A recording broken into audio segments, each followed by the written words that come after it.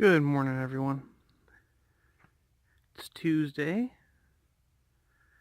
It's almost 9. What we have going on today is the flattening of the cabin site 1, which is where we're at the bottom of the hill, trying to redo the foundation for our structure.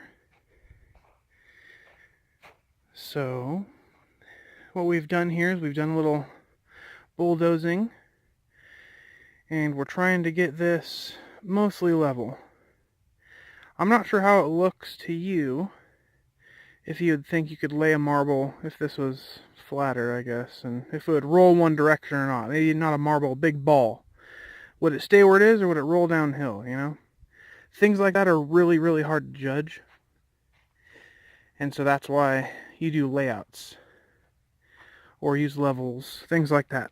So how we do that, how I've done that, is I have a stake in the ground right there at the corner where the cat is. It's actually inspecting the line right now. I have another stake over here, and between it is some of this mason line right here. Now, we then have the line run pretty taut. I guess that's it's not as taut as I'd like, actually, so what you can do is, or what I need to do, is take this and push it back. And that'll tension the line a little better. You don't want it to sag when you're leveling it. So, if we go back here, this is called a line level. It levels a line, alright? So, if we look here, it's slightly sloped.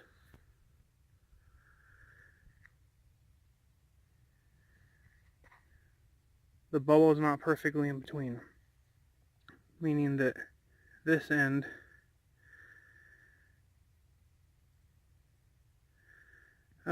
needs to go down for the bubble to travel to the right.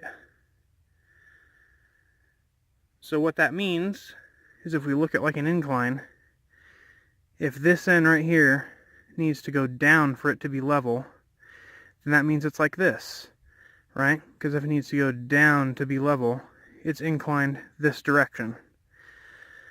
We actually do not want it perfectly level, because we want any sort of water, I guess, to kind of go through the area, I suppose, or away from the structure. So, although the cabin itself will be level, the topography around the cabin is going to be sloped, so that all the water or anything like that can move past it. Alright. So now that that's done, and I have the line leveled, we can come here and see something. The distance between the ground and the line over here is almost up to my elbow. Alright.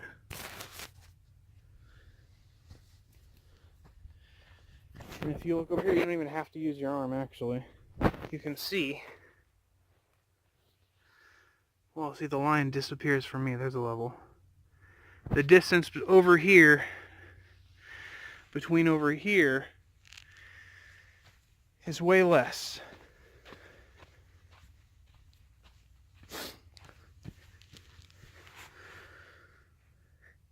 It's a hand. Not even a full hand, actually. So if I was actually to get out not a ruler, a tape measure, we'd see that there's a difference of like probably 8 inches between here and down here. So that means I'm standing on a hill, which means that we need to level it a little more. So the only reason I've actually done this is to give my neighbor Larry, the dozer operator, kind of a line to go by. he'll be able to come up here and see, okay, over here, it's really high, really high, really high, really high, really high, really high, all the way to here. It's about the same distance. Then it starts getting steadily larger over there, which means that all this stuff that has the same distance from the line is at the same height, and that stuff is the down grade of the hill. So that's all he needs to know. So he's going to take this dirt up here, push it probably this way, over here, away from everything, which will then cut this high spot off, make the distance between the line and the ground the same, which means it'll be, well, roughly the same, which means it'll be sloped correctly and not have a huge mountain in it. The reason we want it flat is because when we go to put in the foundational piers here, we don't want to have a whole bunch of spacer blocks on the structure here and it having nothing touching the concrete over here, because this area is so much higher than over here and you have to space it up, if that makes sense. So yep, that's the step today. Neighbor's going to come over in probably about like 20 minutes or so and just knock this high spot off, and then he's going to take off for a few days till the weekend, and then it's going to be up to me to finish the layout, mark out where I need the holes for all the skids, drill the holes, and then go get concrete. And then they're going to show back up and help do the concrete slinging. And then we'll get this thing poured and ready to go. It's been a long time coming. Soon. We're almost there. I came up with a much better way to visualize the change in depth. Alright, so I have here marked with blue outline where this line occurs. Okay, whoa, Jesus. Oh, hey, are you?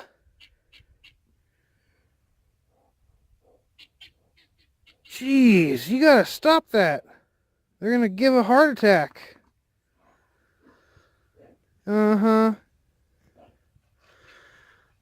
Anyways, jeez, that dog, man.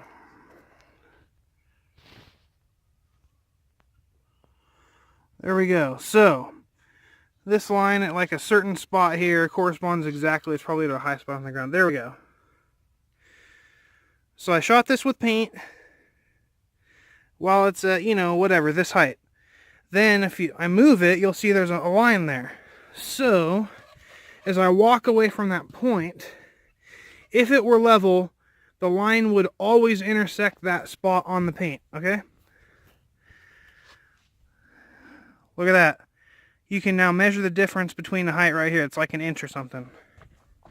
Then if I keep on walking down here, trip over the marking paint, I'll see over here, wow, that's like 2 inches.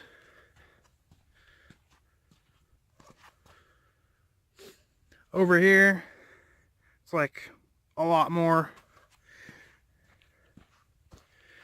And over here, you can see how great that distance is, right? So,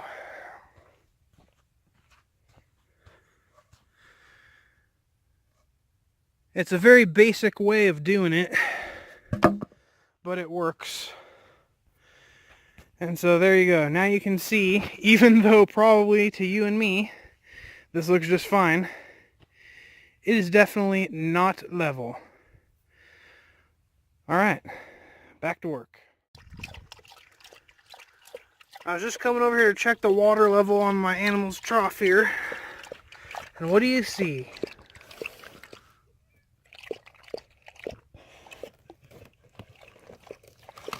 Uh-oh. It's starting to get really cold here.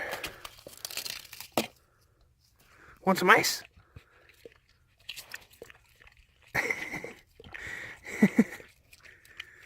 Yeah. There you go. Take a bite. Yeah, there you go. It's delicious, isn't it?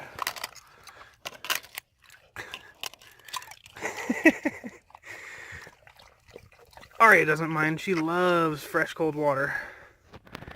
But it's a sign for us to get our butts in gear, get the rest of the insulation finished, which is almost done, and pretty much get the cabin moving on site. And then we should be set for the windy season, and then we'll be able to start plumbing our heating and get our propane tank set up to be using more than 5 gallons at a time. We can use 100 gallons or bigger. So, yep, it's all waiting on the foundation. That's where it starts. We're almost finished.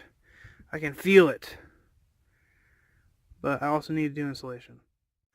Okay, so we're in the house real quick, and here's our plan. Let's see if I can interpret it here for you. The issue we have is that, not an issue, a design consideration rather, is that the cabin company told us that we have to support all 4 of the skids as opposed to just the outer skids like they told us initially. And like the house is currently only on blocks on the outer skids, and that's why our floor is sagging. So, when we make the foundation, we need to make sure to address those points. And so, this is a representation of the 2 skids under the cabin, okay? They are one long skid here, another long skid here, and that's on one side. The distance from the edge of one skid to the edge of the other inner skid on one side is 22.5 inches. The reason this is drawn out is because we have to auger the holes with a 12-inch bit.